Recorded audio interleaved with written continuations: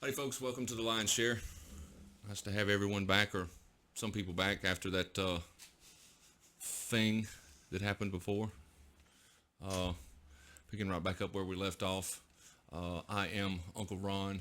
This is the Lion's Share. As with me always is Vitamin D. Hi, guys. The Big D.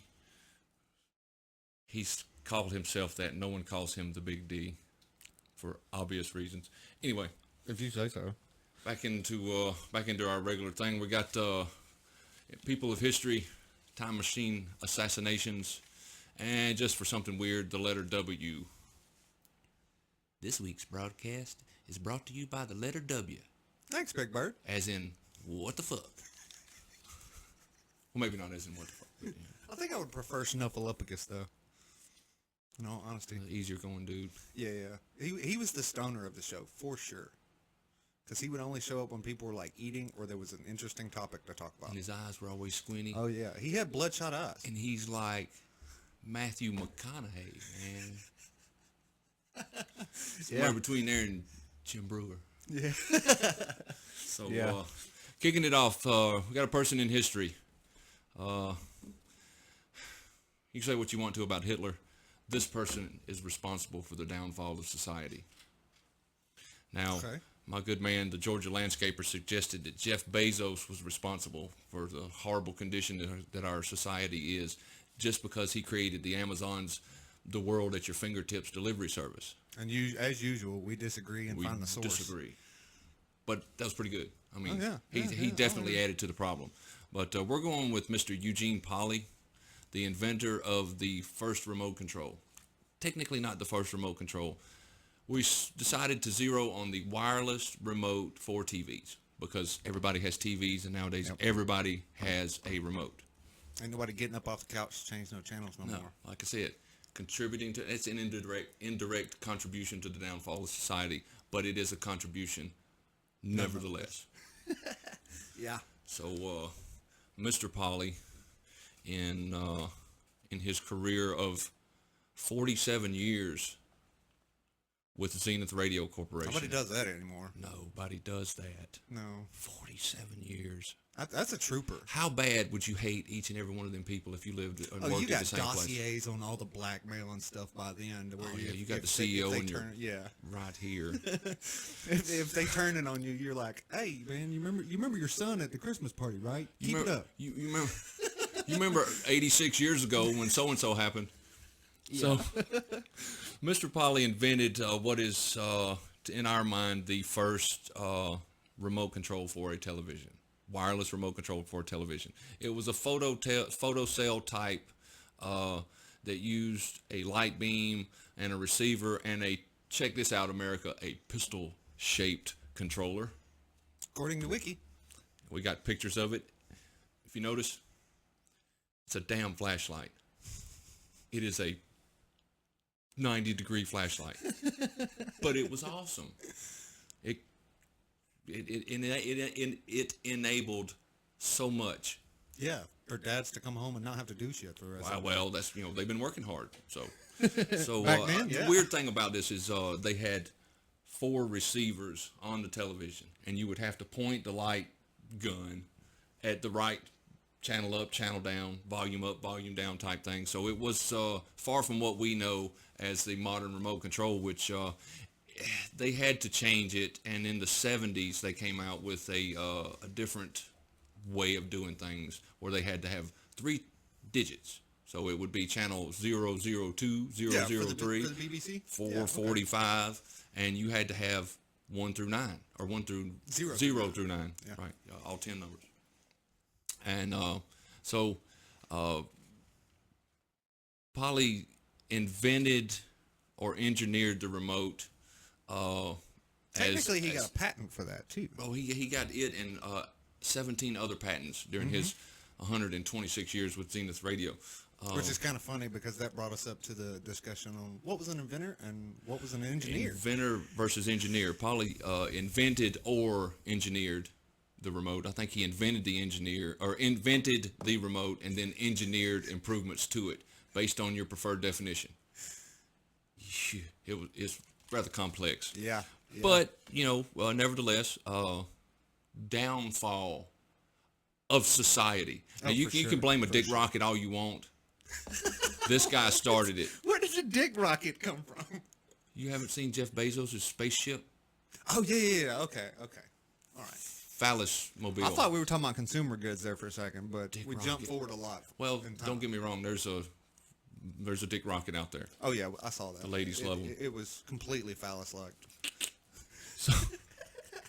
So there was the other things that popped up, which was like there was an initial uptick in physical fitness in this country, but it was quickly offset by the lack of repetitions amongst the older generation. Yeah. Channel 3, Channel 5, Channel 7, and back in that day, that's all you had. Now back to Channel 3, 7, now 5. Oh God, Jesus.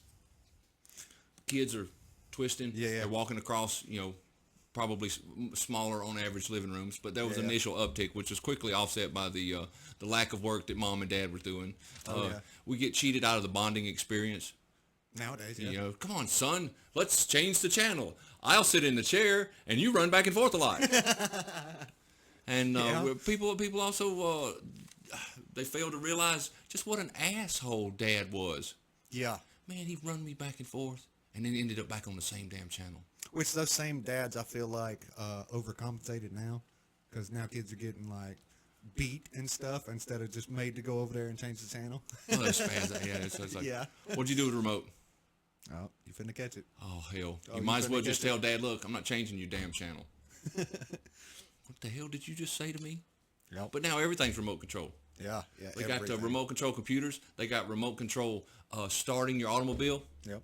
They got remote control drawers, yo. Drawers as in like cabinet drawers? Or As drawers? Skimpy little skivvies that you give to the old lady, and you send her a little message at work, and it's like, zzz, oh. What kind of freak buys their old lady remote control Bluetooth drawers? Hey, man. I allow everybody their kinks, but don't Well, come over here shaming me for mine. I don't just want to hear about this shit. A bunch of coffee table shitters or something next thing. Started out with remote control drawers, and now we're shitting on coffee tables. That's a little excessive. I try to tell people that. Nobody wants to. Okay. Everybody, for some reason, takes it to an analogy of somebody shitting and doing this, and there's always some kind of defecation in there. Yeah. That's not an example that you want to use. It's butt stuff. Yeah, You nobody bring up wants butt that. stuff. It's the most. We can't be, middle of the road here at the Lion's Share. We're going to be as extreme as we can. Oh, for And if sure. it doesn't involve some regular old butt stuff, we're going to be blowing it across the room or something. Are you not paying attention? Shit in the bucket. Shit in the bucket. Now somebody is paying attention. Downfall of society, remote control, every damn thing, and now the beatings have gone by the wayside, so now everybody's just lazy with no attitude adjustment. Yeah. Thank you very much, Mr. Eugene Polly. Yep, Mr. Polly. Don't get me wrong, though. I am human. I love out of a remote control, Oh, for sure. and I'm such a lazy bastard too. We got remotes for everything.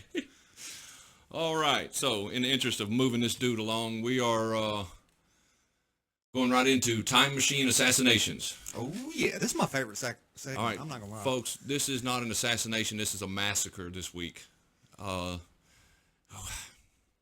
This goes out to every woman who's ever been stabbed in the bottom of the boob by what she thought was an alien jumping out of her chest at work, in the middle of the supermarket, chilling at the house, and all of a sudden, kapow! That's right, the Underwire bra, the steel reinforced flopper stopper. And then we come back to the weird dudes. What do we know about those? Well, my first impression was, what the hell am I going to say? Yeah. But then my ego kicked in. Uh-oh. Okay, so I know a little bit about them. They've been getting in my damn way for years. Oh, yeah. So, yeah.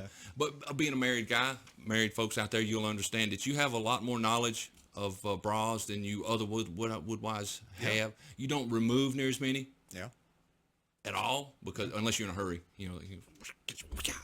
but you run across them hanging off the shower rod when they're drying. You have to figure out which drawer they go in. Yep. That type of thing. Got to figure out how to fold them and stuff. Yeah, so it turns good out Lord. I have a little expertise All right. And I have seen 100 of these at the end of the day. Speaking of that, I want to shout out to my loving wife for suggesting this topic.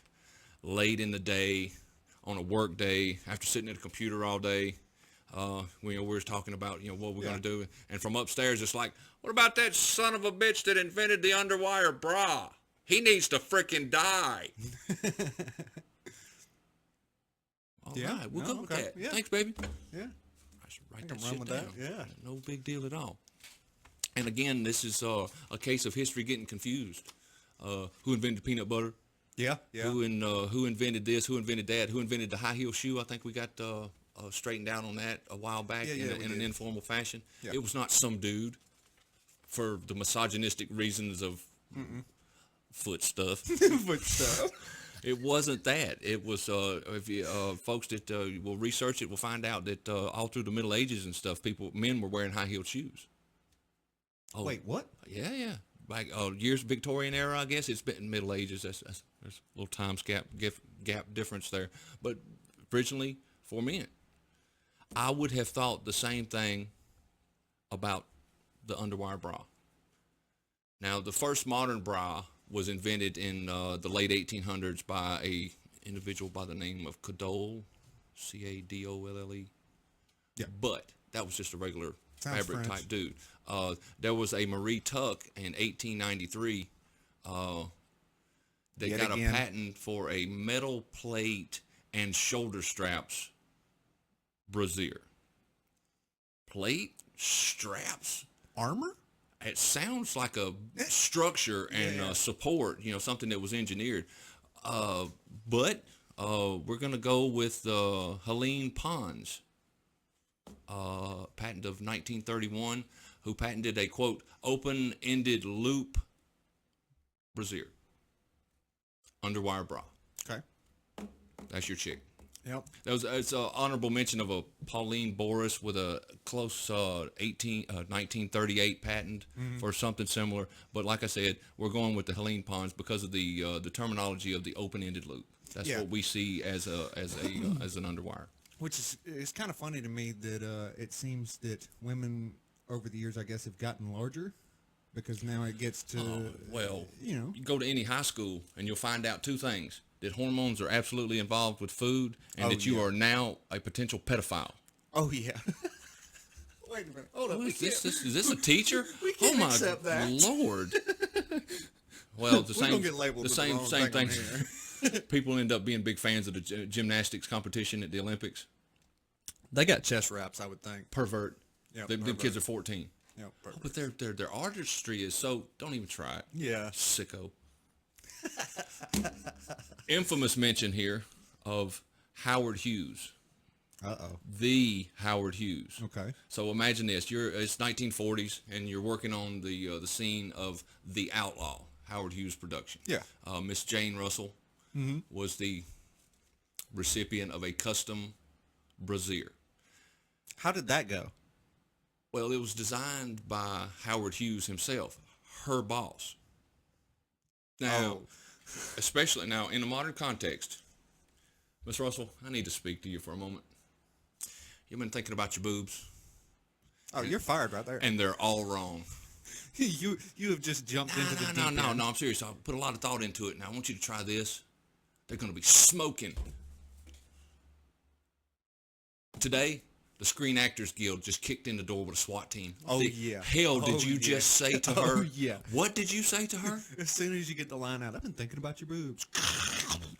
Oh, man.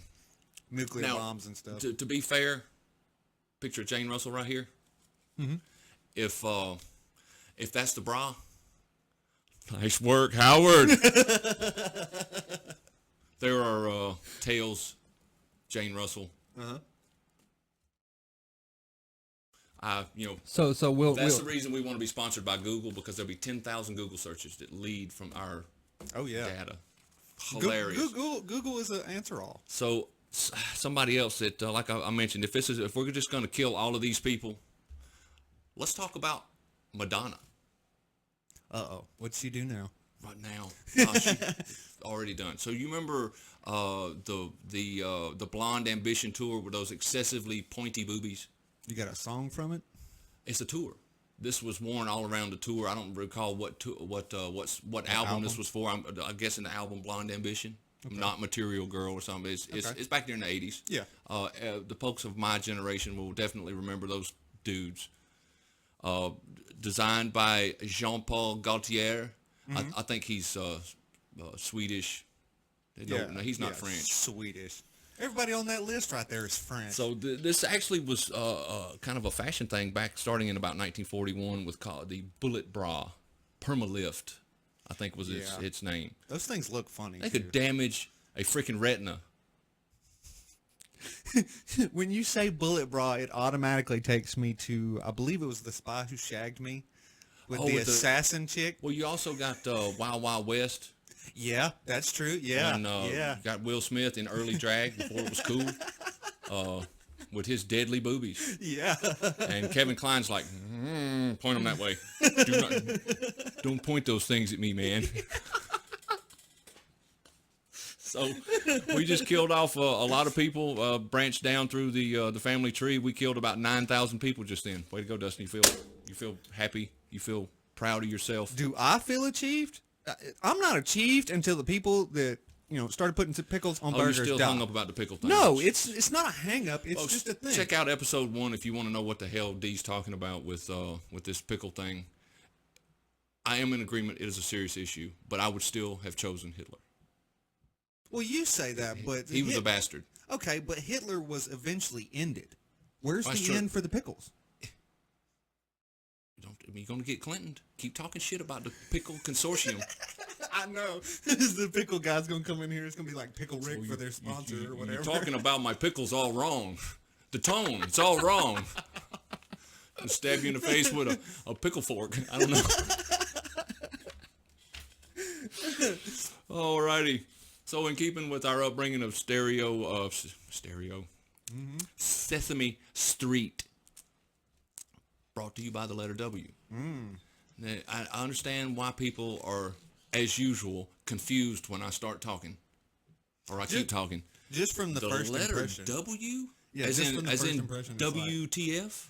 What the hell did the letter W do to you, Ron? Well, apparently it doesn't take much these days. I'm just a little punchy. You know what I'm saying? So thankfully, no incidents so far. W is the only letter that has more than one syllable. True. And depending on where you're from, it could have many as 3 syllables. True. Now, I had to explain myself to D when we were in the research phase. He says 3 syllables. You're talking about the Abercrombie. You know, the little clap thing. W. Yeah. W. And you could stretch it out. Yeah. Folks down. Now, a bit of a sidebar here. I do like to confuse my people. I was working as a dispatcher for a local heating and air company on the Saturdays because they had an opening, and this fella called in and needed some service on his heating. His heat had gone out, and he needed some service up there. So, all right, sir, well, tell me your address, your telephone number, that type of thing. And his name was like Bradley or something like that, and I had Bradley. I had a genuine, I swear to you, D, a genuine moment of panic when I couldn't remember if the letter ARA started with an A or not. I got over it real quick because I figured what he said. ARA. It was almost an ARA. And I'm like, does that start with an A? That's a letter. Oh my God. Okay. ARA. It's kind of like getting a knighting. He's distinguished. Pompous. Yeah, maybe if he had sounded bachelor's degree or better, I would have assumed that. Oh. This guy had no degree. I'll just make that assumption. All right. Nevertheless, regional dialects and stuff, especially where folks sound like Gomer Pyle. Yeah, recently I had one of those. I was online speaking to a guy from, I believe it was Algeria, Africa, and he spoke pretty good English, but at the same time, over a mic through the internet, no. Indian aircraft pilots coming in to land, Pakistani or Middle Eastern descent. They have a Pashtun or Hindi accent with their English, and they will say weird things over the radio and then end it with "Downwind Falcon Field." The hell did that lady just say? the emphasis on the wrong syllables and stuff like that. But even then, you go talking about the letter W to those people, and they will have a whore, or it may be different. Yeah. So this is the part where we usually have a disclaimer inserted in the middle to remind people that we may not have done a Google search on this particular topic. Yeah. Yeah. Yes, we make shit up all the time. So, my take on the letter W is that it's towards the end of the alphabet. Yeah. So they're getting down, and they got to let Carl, the boss's kid, invent a letter. Oh, no, not Carl. Carl, again, he pops up so many places. So, yes, Carl, come over here and invent a letter. And he didn't even go back far. He looked at, his buddy that invented the U, just right there close. Yeah. And he says, all right, how about we take a U and we put another one with it, and it's a double U. Oh, laugh, but it's twice as good. And just to screw with your head, when we write it in capital form, it's going to be 2 V's. Oh, that's too much. It's too much. The English language is already hard enough. Being a true dipshit, Carl took the easy road. Yeah. Yeah. Carl went on to be Carl went on to be overly involved with the creation of the English language and grammar. He invented such noted issues as two and two. Oh, God. Yeah, that guy definitely needs to die. The bear issues, the break issues, there, and that, there, and there. Yeah. I realize that there's technically some pronunciations, but we just covered regional dialects where they are going to all sound the same in Georgia. There ain't no pronunciation down here. It's he all also the same word. he also invented a word, fuck you mama, but it is falling out of common usage. So we just it's a mention. But he also did synonyms, homonyms, and homophones. Mm-hmm. Google search for all of you guys that don't know homophone. No, it's not what you're thinking. It's one of those things. And to give them fair credit, they were doing good in the beginning using the Greek alphabet. Yeah. Alpha, beta, Charlie, Delta. I think you missed one there, Ron. Charlie? What? Well, why Charlie? That's a traditional Greek name. So there's also noted laziness in X and Y. I mean, you can't let Carl have the last one. True. So then they really got lazy. They let Carl do one, and then they're like, how about a X and then a Y, which are so damn similar. That's just lazy. Yeah. And then some clown's over there beating around in the Greek box, and he's like, hey, we got one left. You know that guy? Yeah, Zeta. The one that nobody ever uses. Yeah, Zeta. What is that? It's like having a period in a text message. Zeta, the warrior princess? Zeta from The Adventures of Link. What was it? Zelda. Zelda. Zelda. For the purposes of my comedy, it's close enough. I think you need to stick off the video game topics there, Ron. Yeah. What, my knowledge base is a little, I have to research on that a little more. Yeah, for sure. But no, Zelda's right up my alley. Just like the Underwire bras, that game stymied me for the first few years. I am not sitting here and watching you play Zelda.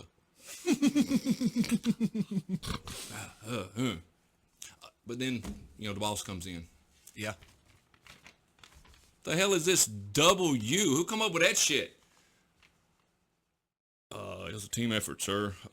We just, kind of going about stuff. Oh, you know as well as I do that Carl did not get invited to the bar that night. No, Carl's going to get our ass chewed by the boss for your stupid doubled up letters. Yeah. So, I mean, it doesn't matter what Carl does. He's going to screw it up somehow. As usual. Thanks a lot, Carl. Thanks, Carl. Goober. All right. Keep it short and to the point as often as we can. Did I let him talk enough? Oh, goodness. Anyway, no, he didn't. So anyway, that's it for this show, folks. If there's something that you'd like to see on time machine assassinations, person in history, or just let's see their take on this bullshit. Let's see their take on a random subject to talk about. That's what I want to see. Just insert into the middle of next time's episode, folks. We'll pick a topic from the comments and At least one. Give it 3 But minutes. it's got to 3 to be 5 fairly minutes. thought out, though. Because if it doesn't involve the research and doesn't have enough That's our context, job. well, either way, you can't just be like banana. We just did this on the letter W, True. and not a damn bit of it is research. So we can pull stuff out of our hats around here.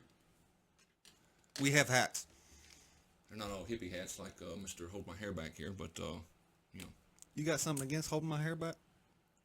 no, because that shit looks like somebody beat up a damn broom and left it out in the yard for a week and then brought it in. It's like, check out my hair. Thanks, knockoff Hitler. Anyway, guys. No. We will address that right here. Knock off Hitler. Hitler was way before me. I am a Magnum PI guy. Well, either way, you're not supposed to be. And you got, well, when you get the swoosh, then we'll talk. But until then, if you ain't running in with swoosh. I know.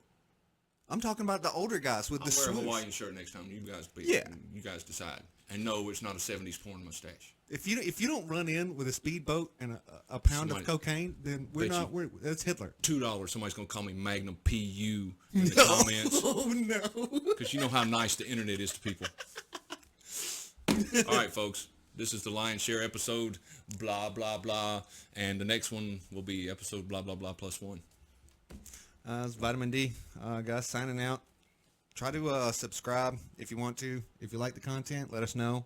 And yet again, try to give us some kind of topics to research because we rock our brains for these, for real. But thanks.